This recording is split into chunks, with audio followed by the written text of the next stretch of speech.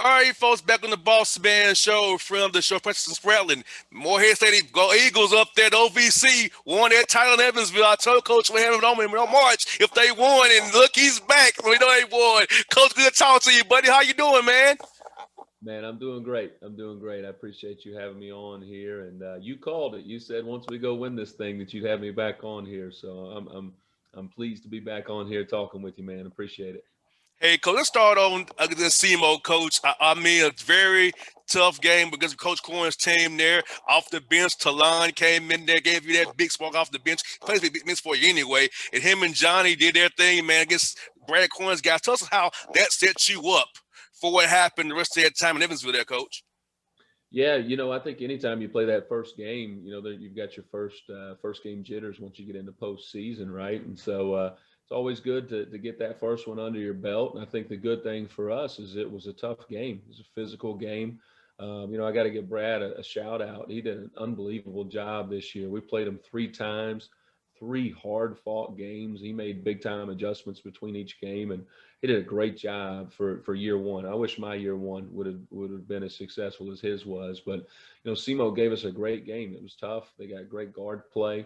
Came down to the wire pretty much, and I think we won that game by 8 points. And so when you do that, obviously you kind of get the postseason jitters out of the way, but to win a close game just gives you some confidence moving forward. And that's what we had told our guys going into Evansville. There's not going to be any blowouts. They're all going to be tight, close games. So all the regular season games that we had that, maybe on paper people felt like we should have won by a larger margin, we knew that those games were going to prepare us for what we were going to get to in Evansville. And the main thing you said, Coach, is getting the victory. We don't care how it looks. We just want to get the W. And I feel like too many people in my business worry about the aesthetics of how it looks pretty or now it looks beautiful or not. No, I don't care if I win by 1 or 41. It's a W, and I'm moving on. I don't care No about doubt. the rest.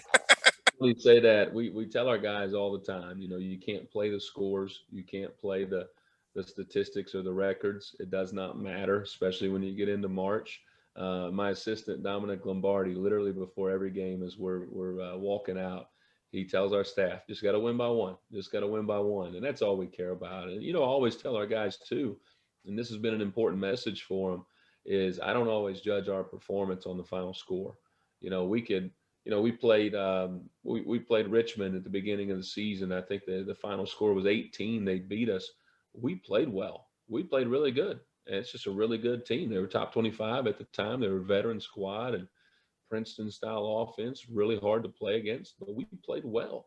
Then at the end of the season, we played Tennessee Martin at their place. We were up 21, end up only winning by 11, but we didn't play well. We didn't play well at all, but we played good enough to win that night. And so that was always the message with the guys. And I appreciate you saying that. It doesn't matter how many you win by; it matters that you just win. But we wanted to hold our guys to our standard and not really play to the level of our competition. And games like that gave us the opportunity to get that message to them before we got to postseason. And coach, my audience is getting smarter. I've taught them about basketball. It's really make or miss, execution and energy.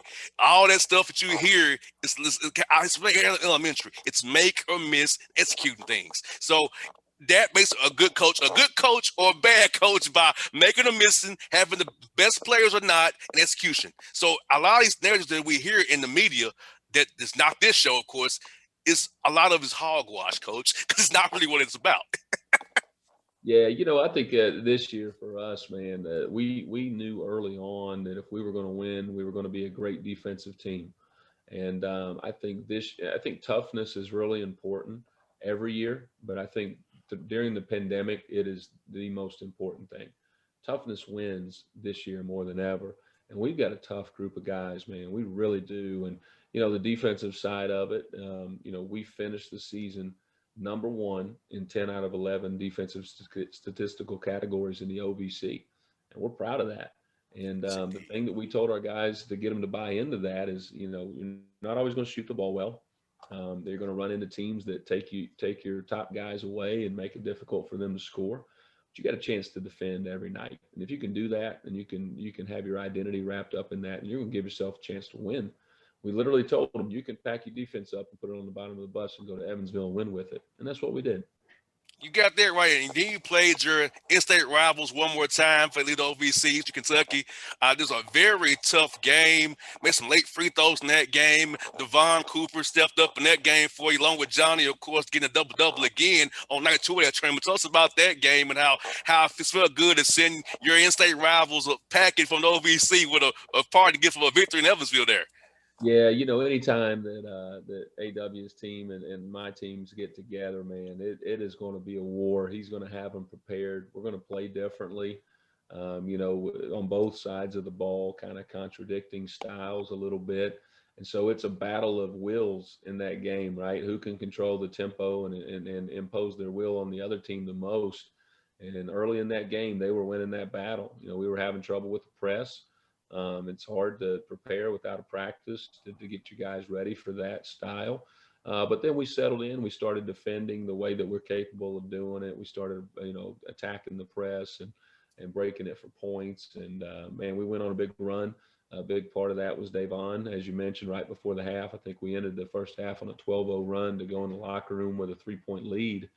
And I don't think we trailed the rest of the game, ended up winning by 3. But that's a high intensity game, right? Big time rivalry. Morehead State, Eastern Kentucky, the last time that we'll see each other and as being members of the same conference. So it was a high stakes game for both fan bases and for our league, and we're just thankful we came out on the right side of it. Now, Preston, you feel like this? We talked in February here. You hadn't quite played Casey and Belmont yet, but you played them down in Nashville. Then you played them at your place again and won on the 27th of February. How key was it in winning that game on Saturday, seeing them twice and beating them once just a week prior to playing them again in Evansville? It was really important. We talk about getting better. That's literally our goal. That's all we talk about every single day. And when we lost at Belmont, we had a whole week to work on ourselves before we had another game.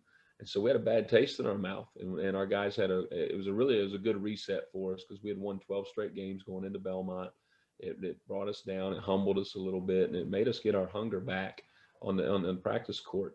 And so we worked on ourselves. We tweaked some things, and then we were able to win 7 in a row. But before we were able to win 3 in a row going into the Belmont game here at home, and played those guys here. We're up 9 with a minute to go, and we don't handle business very good in the last 60 seconds. They force overtime. Then we go into overtime. We hold them without scoring for 3 straight minutes, and then end up pulling away and winning that one. But we told our guys on Saturday night in the OVC tournament, hey, listen, our goal's been to get better. We're better on this Saturday than we were last Saturday because of the work you guys have put in and the belief that you've had. And let's go out here and let's prove it. But it gave us confidence to know going into the conference tournament that we could beat them because we had just beaten them there the week before. But man, they're a great team. Casey does an unbelievable job. They've got some great players, great tradition. They had a phenomenal season. I don't, the fact that we ended up winning the game in the conference championship game, it shouldn't take anything away from the great season that they had because it was really remarkable. And you look at the 3 teams we've talked about, right? Us, Eastern Kentucky, and Belmont. Somebody had tweeted last week that there were only 8 teams in the country that had 20 wins. 3 of them were the 3 I just mentioned in our league. So those are 3 really good programs that are having 3 really good seasons, and we'll make sure that we highlight that. Most definitely. Now, Saturday night, I was watching the game on TV. I feel like your guy was just clicking on everything. It was just energy, effort, shots going down. And I feel like, you got that big lead. Of course, Belmont been who they are going to make a run. Casey's guys are never going to quit. So, but just seeing your team do what they did for most of that game had to make you happy, knowing, like you said, you ain't got better from each night of that tournament. You got to be better Thursday, Friday, Saturday night. You guys got better, and just to see your team in that magical moment just come together in that great way had to make you and your staff and your university feel so good to see these Eagles led by you and your players really bought in and showed it all on TV Saturday night for everybody to see. Yeah, no doubt, man. It was. Hold on, can you still see me? I Okay. sure can, Coach. I got you, Okay. buddy. Yeah, no, it was huge, man. It was huge to the 10-year anniversary of Coach Tyndall and taking his team to the NCAA tournament with Kenneth Fareed and DeMonte Harper, hitting the big shot to beat Louisville in the NCAA tournament. So, our fan base was ready. They needed another championship, and to be able to provide that was really meaningful. And for just all of our guys, two of our players that it stands out for more than anybody else are James Baker and Davon Cooper, because they're two Kentucky guys, and they were on our very first team here when I got the job. And they're the only two that were here for year one when we won 8 games, year two when we won 13 games, year three when we finished eighth in the league and won 13. And so for those guys, it really meant a lot because they've stayed committed to our vision and what we've asked them to do. And to see it finally flip and, end in a championship for those guys, it meant a lot. Most definitely, and Demonte Harper was high school with my brother, believe it or not. Okay. So it's funny that you bring up his name because it's funny because he's about a few years younger than I am. So I'm like, yeah. So Demonte, yeah, he's like, yeah, I still see you, brother. So he's happy. My brother went to school with them, man. So it's funny that you mentioned his name. And Coach, that in 2011, I was in college still getting my master's degree. So it's like, so 10 years ago, it's like I can't believe it's been that long already, man. It's like, wow, I'm getting old here, Coach. No question, man. It'll age you fast. That's no doubt. Now, Coach, for the rest of the week, man, so tell us your plans, man, to kind of keep your guys kind of sharp so you don't get rusty, per se, knowing that you have to go to Indianapolis next week here. So what's the plan for you guys to keep them rest versus rust here? Yeah, it's a great question, right? It's a balancing act. First of all, I like the fact that, we're the first ticket punch. We're the first conference tournament to be completed every year. So that's obviously exciting that we get to kick off March Madness in the OVC. Also like the fact that we get to enjoy our championship for a full week before, we have to, we find out who we're going to play and have to start shifting our focus to the NCAA tournament. We get to be the champs for a full week and do a lot of great interviews like this one here.